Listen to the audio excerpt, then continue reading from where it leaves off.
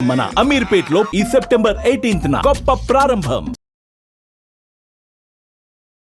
నమస్తే రమగారు. నమస్తే జయ. మంచి స్టోరీ ఒకటి చెప్పుకుందామండి. గుడ్డి జోస్యం కథ చెప్తా. ఇది వరకు మనం ఒక చెప్పుకున్న కథ లాంటిదే, కాకపోతే ఇది బాగ్దాద్ నగరపు కథ. ఓహో. బాగ్దాద్ నగరంలో ఒక కూలివాడు భార్య ఉండేవాళ్ళట. ఇతనికి ఏం పని దొరికేది కాదు. భార్య భర్త ఇద్దరు చచ్చి చెడి ఏదో తిరిగి తిరిగి పని చేసుకునేవాళ్ళు. రెక్కాడితే కానీ డొక్కాడదు పాపం. అదే అదే. ఆ బాగ్దాద్కి చుట్టుపక్కల ఏదో చిన్న పల్లెటూళ్ళలో ఉండేవాళ్ళు. ఈ ఊళ్ళో పొట్టపోసుకోవడం కష్టంగా ఉందని బాగ్దాద్కి వెళ్ళిపోదాం అనుకున్నారు. పిల్లలు లేరు వాళ్ళకి. సరే, మొగుడు పెళ్ళాం ఇద్దరు కలిసి ఆ బాగ్దాద్ నగరంలో పనుల కోసం అటు ఇటు తిరుగుతూ ఉండేవాళ్ళు. ఆ తిరుగుతున్న క్రమంలో ఓ 3-4 రోజులు వీళ్ళని గమనించిన ఒక పెద్ద మనిషి అడిగాడు, ఏమిటో నాయన రోజు తిరుగుతున్నారు మీరు, ఏమిటి అని అడిగితే, బాబు ఏం పని లేదండి, పని కోసం తిరుగుతున్నామండి అంటే, ఏదైనా వృత్తి చేసుకోరాదు అన్నాడు ఆయన. ఏ వృత్తి చేసుకోవాలో తెలియదండి, తెలియటం లేదు, ఇదేమో పెద్ద ఊరు అయిపోయి మేమేమో కొత్త వాళ్ళము అనేసరికి, దానిదే ఉంది, సామాన్లు ఉంటాయి కదా, గొడ్డలు చేత్తో పుచ్చుకుని సుంకాల కచేరీ అంటే ఇప్పుడు ట్యాక్సులు వసూలు చేసేందుకు ఒక ఆఫీస్ ఉంటుంది. బయట ఊరు నుంచి ఆ ఊరు లోపలికి వచ్చారనుకో, వాళ్ళ దగ్గర అక్కడ ట్యాక్సులు వసూలు చేస్తారు. కొన్ని బళ్ళు డిస్మాంటిల్ చేసేసే బళ్ళు ఉంటాయి అక్కడ, ముక్కచక్కా తీసేస్తారు, పేళ్ళేసేస్తారు వాటిని, ఊరికే తాత్కాలిక బళ్ళు. తర్వాత అవి జరుపుకు రావడానికి కొన్ని రకాల ఇవి కూడా బాక్సులు లాంటివి వస్తాయి. అదే మన బాక్సులు అట్టపెట్టెల్లో వస్తున్నాయి కదా మనకి, ఇది వరకు చెక్కపెట్టెల్లో వచ్చాయి. అవును. ఆ చెక్కపెట్టెలన్నీ పేళ్ళేసేస్తారు. దాన్ని గొడ్డలు పట్టుకెళ్ళు, నీకు పేళ్ళేసే పని దొరుకుతుంది అక్కడ అని చెప్పాడు. సరే, ఇతను ఏం చేశాడు, చిన్న గుడిసేదో చూసి భార్యను అక్కడ ఉంచి ఇతను ఆ పనికి వెళ్ళటం మొదలుపెట్టాడు. ఇప్పుడు కొంచెం డబ్బులు వస్తున్నాయి, పర్వాలా. రోజు సుంకాల కచేరీ దగ్గరికి వెళ్ళి ఆడు గొడ్డలు పుచ్చుకుంటే, అబ్బాయి గొడ్డలంతా రా, దీన్ని ముక్కలు చేయి అంటే పిలిస్తే ఇంకా డబ్బులే. అదే అట్లా ఎవరు కూలీలు ఉంటే పిలిచినట్టు అనమాట. ఎవరు రకరకాల పనులు, ఈ పేళ్ళు వేసే పనులు చేసుకుని సాయంకాలం అయ్యేసరికల్లా 4 దినారాలు తెచ్చేవాడు. ఇద్దరు తినేవాళ్ళు, హాయిగా ఉండేవాళ్ళు. కొన్ని రోజులు గడిచేసరికల్లా వాళ్ళ ఆవిడంది స్నానం చేసి ఎన్నాళ్ళు అయింది, హమాంకి వెళ్తాను. హమాం అంటే ఒక రకమైన స్పా లాంటిది అనమాట. స్నానశాలలు ఉంటాయి బాగ్దాద్ కథల్లో కనపడతాయి బాగా. ఆ హమాంకి వెళ్తాను, ఏమైనా 4 డబ్బులు ఉంటే ఇవ్వమంటే సరే ఇచ్చాడు. రోజువారీ స్నానాలు వాళ్ళు కాదు, వాళ్ళు ఎప్పుడో ఒకసారి బాగా వాళ్ళు తోమించుకుంటారనమాట.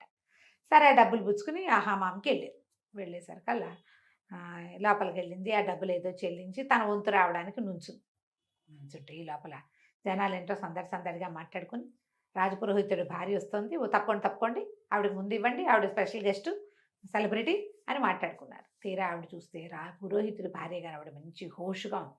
ఆస్థాన జ్యోతిష్కుడు భార్య. ఆస్థాన జ్యోతిష్యుడు అంటే రాజుగారు ఎక్కడికి వెళ్ళాలి, వెళ్ళకూడదు, ఉండాలి అన్ని చెప్పేది వాళ్ళే కదా. ఆయన పెళ్ళానికి ఎంత బ్రహ్మాండంగా ఉందో. ఈవిడ మొగుడే ఆస్థాన జ్యోతిష్కుడు. ఆయన గీసిన గీటు దాటాడు సుల్తాన్ అని చెప్పుకున్నారు. ఖలీఫా చాలా బాగా పాటిస్తాడని. ఇక ఆవిడ హోషు, ఆవిడ గొప్ప, ఆవిడ స్టైలు మామూలుగా లేవు. గ్లామర్ కూడా కనిపించి వెధవ బతుకు, మంది ఓ బతికేనా. అయితే ఆస్థాన జ్యోతిష్కుడు పెళ్ళాం అవ్వాలి, మనిషి అంటే అది అనిపించింది. అక్కడి నుంచి స్నానం లేదు, ఏం లేదు, లేచక్క వచ్చేసింది. అక్కడి నుంచి వచ్చేసి, మొగుడు సాయంకాలం ఇంటి దగ్గర, నువ్వేమవుతావో నాకు తెలియదు, నువ్వు ఆస్థాన జ్యోతిష్కుడు అయిపోవాల్సిందే. అయ్యో, నువ్వు అయిపోతేనే కుదురుతుంది, లేకపోతే నాకు కుదరదు, పో ఇంట్లో నుంచి అనేసరికల్లా ఈ తెల్లబోయి, వస్తే నాకు చదువే రాదే, నేనెట్టా జ్యోతిష్యం చెప్తానే అంటే, అవంతా నాకు తెలీదు, నువ్వు చదువుతావో చస్తావో ఏమవుతావో, నువ్వు మాత్రం జ్యోతిష్కుడు అవ్వాల్సిందే, నేను జ్యోతిష్కుడు పెళ్ళంగా హోషు వెలువరచాల్సిందే, ఇంకో దారి అయితే లేదు, నువ్వు ఏదో ఒకటి చేసి జ్యోతిష్కుడు అయిపోమని. సరే, వీడేం ఆలోచించాడు. కొద్ది రోజులుగా పని చేస్తున్నాడుగా, 4 డబ్బులు ఉన్నాయి. దాంతో ఏం చేశాడు, ఓ సిరా బుడ్డి, ఓ కలము, ఓ కాసిన పేపర్లు, ఓ చిన్న అట్ట అది పెట్టుకోవడానికి కొనుక్కొని హమాం దగ్గరికి వెళ్ళాడు. స్నానశాలకి ఖలీఫా వస్తారు రెగ్యులర్గా, వారానికి 2 సార్లు 3 సార్లు ఒళ్ళు మర్దం చేయించుకోవడానికి. ఖలీఫా వచ్చే రోజు చూసుకుని వెళ్ళి ఆ ద్వారం దగ్గర కూర్చుని యంత్రాలు గీయటం మొదలుపెట్టాడు. జస్ట్ బొమ్మలు లాంటివి అనమాట. యంత్రం మనం కూడా చేస్తాంగా, యంత్రాలు గీస్తుంటే అందరూ వారా వీరా. ఖలీఫా అప్పుడే స్నానానికి వచ్చారు. ఆయన మామూలు సాదా దుస్తుల్లో వస్తాడు. స్నానానికి వచ్చేవాళ్ళు పట్టుబట్టలు కట్టు రారు కదా. సరే, జనాలంతా ఆయన చుట్టూ చేరి సహాయం చేయండి అని అదని ఇదని ఏదో అడుగుతున్నారు. ఇతను ఏం చేశాడు, గుమ్మం దగ్గర కూర్చున్నాడు కదా, కూర్చుని, ఖలీఫా ప్రభు ఒకసారి ఇటు వస్తారా, ఇటు దయచేయండి కాస్త ఈ దేనుడి దగ్గరికి అన్నాడు. అనగానే ఆయన ఒక మండపం లాంటి దగ్గర నుంచున్నాడు. ఆ మండపం దిగి ఇటు ఇతని దగ్గరికి వచ్చాడు. ఆయన ఇక్కడ ప్రజల్లో ఎవరైనా మమేకమై ఉంటాడనమాట. ఎప్పుడైతే ఈ ఖలీఫా నడిచొచ్చి ఈ హమాం గుమ్మం దగ్గర ఉన్న మన జ్యోతిష్కుడు ఉన్నాడు కదా, కాబోయే జ్యోతిష్కుడి దగ్గరికి వచ్చాడు. ఆ మండపం ఫెళఫెళామని పడిపోయింది కప్పు. జనాలు కేకలు పెట్టారు. ఈ లోపల ఆయన తాలూకు అంతరంగిక సిబ్బంది ఉంటారు కదా, వీళ్ళు మన కాపలా వాళ్ళు దాన్ని ఏమంటారు, బాడీ గార్డ్స్ పరిగెత్తుకుంటూ వచ్చారు. ఆయన అక్కడే నుంచున్నాడు ఇప్పటిదాకా. క్షణంలో ఆయన దిగాడు, ఇది పడిపోయింది. ఆయన అక్కడ ఉన్నాడేమో అని చూస్తే ఆయన అక్కడ లేడు, గుమ్మం దగ్గర ఉన్నాడు. ఈ సందట్లో జనాలంతా రావటంతో ఇతను లేచి అవతలకి వెళ్ళాడు. అందరూ అన్నారు, అమ్మ బాబోయ్ వాడెవడో మహానుభావుడు అక్కడ కూర్చుని యంత్రాలు గీస్తున్నాడు, ఖలీఫాని పిలిచాడు, కూలిపోయింది. ఒకవేళ వాడు పిలవకపోయి ఉంటే ఈయన మీద పడిపోయేది కాదు. ఆయన మహానుభావుడు అన్నారు. అన్నాక ఏడి ఏడి అని ఈయన్ని పట్టుకున్నారు. పట్టుకుని ఖలీఫా తన మెడలోంచి ఒక ముత్యాల హారం తీసి చేతిలో పెట్టాడు. చుట్టుపక్కల ఉన్న వాళ్ళంతా, ఖలీఫా ప్రాణాలు రక్షించావురా నాయన, నువ్వు జ్యోతిష్కుడిలా ఉన్నావు, భలేవాడివి నువ్వు అని తలా ఒక బహుమతి ఇచ్చారు. ఏవో డబ్బులు కూడా ఇచ్చారు. అవన్నీ పుచ్చుకుని ఇంటికి వెళ్ళి వాళ్ళ ఆవిడికి చూపించాడు. చూసావా ఎన్ని బహుమతులు వచ్చాయో, ఇక ఈ హారం వచ్చి ముత్యాల హారం మెళ్ళ వేసుకో అన్నాడు. అనగానే ఆవిడంది, ఈ బహుమతులు సరే, బహుమతులు కుదరవు, నువ్వు జ్యోతిష్కుడు అయితేనే కుదురుతుంది నాకు. ఇంకా అదే పట్టు. బోడి బహుమతులు ఎవరికి కావాలి? ఆస్థాన జ్యోతిష్కుడు పెళ్ళాం అనేది ఉంది చూసావా, ట్యాగ్, అది కావాలి నాకు అనగానే ఉసూరుమన్నాడు ఈయన. ఏం చేయాలి? సరే ఈ లోపల ఏమైంది, ఒక వారం రోజులు 10 రోజులు గడిచేసరికల్లా ఖలీఫా గారు వజ్రపు ఉంగరం రోజు బల్ల మీద పెడతాట. రాత్రి నిద్రపోయేటప్పుడు తెల్లారేసరికి అది కనపడలేదు. దానికోసం ప్రశ్నలు ఇస్తున్నారు, అదే ఇస్తున్నారు, ఇదే ఇస్తున్నారు. ఈ స్నానశాల వాడు ఒకడు, స్నానశాలలో ఆయనకి రెగ్యులర్గా పరిచయమైన ఒక సంపన్న గృహస్థు రాజుగారిని ఖలీఫాను చూడబోయి, ఏమిటో విషాదంగా ఉన్నారు, విసుగ్గా ఉన్నారు. ఏమిటంటే, వజ్రపు ఉంగరం పోయింది, మా తాతల నాటిది, అదే నాళ్ళ నుంచో నేను రాత్రిపూట బల్ల మీద పెట్టేవాడిని, ఎందుకో పోయింది అన్నాడు. అనేసరికాలు దాందే ఉంది, మీరు ఆ రోజున హమాములు మీ ప్రాణాలు రక్షించిన జ్యోతిష్కుడు ఉన్నాడు కదా, అతన్ని పిలిస్తే ఏమైనా సమాధానం చెప్తాడు, జ్యోతిష్కులు ఇలాంటివి చేస్తారన్నాడు. ఆస్థాన జ్యోతిష్కుడు ఉన్నాడు, ఆయన ప్రయత్నం చేశాడు, ఆ ఉంగరం ఎక్కడుందో ఆయన కనిపెట్టలేకపోయాడు. దొరుకుతుందని కనిపిస్తోంది, ప్రశ్న ఇస్తే ఎక్కడా ఏమిటి తెలియదు. అక్కడి నుంచి ఏం చేశారు, 4 భటుల్ని పంపించారు. ఆస్థాన జ్యోతిష్కుడిని అక్కడ వదిలేసి ఈ కొత్త జ్యోతిష్కుడిని, మందిరం కూలినప్పుడు తన్ని పిలిచిన వాడిని పిలిచారు, కూలివాడిని పిలిచేసరికి పిలిస్తే లోపలికి వచ్చాక, బాబు నా ఉంగరం పోయింది, మీరేమైనా కనిపెట్టగలరా అంటే, ఎక్కడి నుంచి కనిపెడతాడు, చాలా పరిదీన వదనంతో ఇతను 2 రోజులు సమయం ఇవ్వండి నాకు అన్నాడు.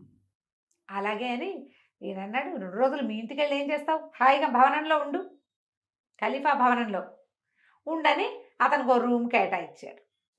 ఆ రూము వాకిట్లో ఒక అవతల రూమ్కి బయట ఏ గది అయితే ఇచ్చారో ఆ గది కిటికీకి అవతల ఒక పెద్ద సరస్సు, అందులో కాసిన బాతులు ఉన్నాయి. అవి రోజు ఇట్లా రాజభవనం వైపుకి నడిచొస్తాయి.